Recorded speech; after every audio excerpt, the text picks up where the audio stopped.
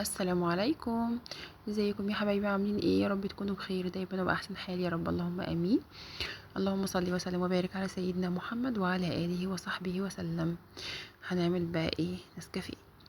طبعا الطريقه سهله وبسيطه ومفيهاش اي حاجه خالص.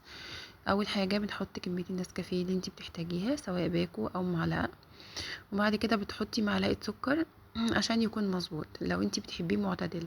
اما لو بتحبيه مسكر هتحطي معلقتين. تمام، سهل وبسيط جدا. عايزه بقى يبقى فم كده ما شاء الله، زي بتاع زي بره كده في المحلات والايس كوفي. ما شاء الله ما شاء الله، الوش دوت بيتعمل بحاجتين.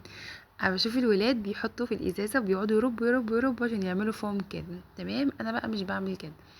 انتي ممكن تعمليه بالمضرب اللي هو بتاع النسكافيه، او بتعمليه بالمضرب الكهربائي. عايزه اقول لكم انا بعمله بالمضرب الكهربائي بسلاح واحد فقط، بيطلع تحفه وقمر زي ما انتم شايفين. ده طبعا لو بتحبوا الفوم او بتحبوا الوش. لو عايزه تعمليه بقى ايه سميك والفوم بيكون خفيف، تستخدمي طبعا المعلقه. تمام. إيه، لكن المضرب بيطلعوا كل الفوم الجميل اللي انتوا شايفينه ده. وبألف هنا وشفا على قلوبكم. انا عايزه اقول لكم ان انا موقفه بقالي حوالي كام شهر، بس فجأة كده ايه من حين لآخر ببقى نفسي ان انا اشرب يعني. وعملت ليا انا وزوجي العزيز.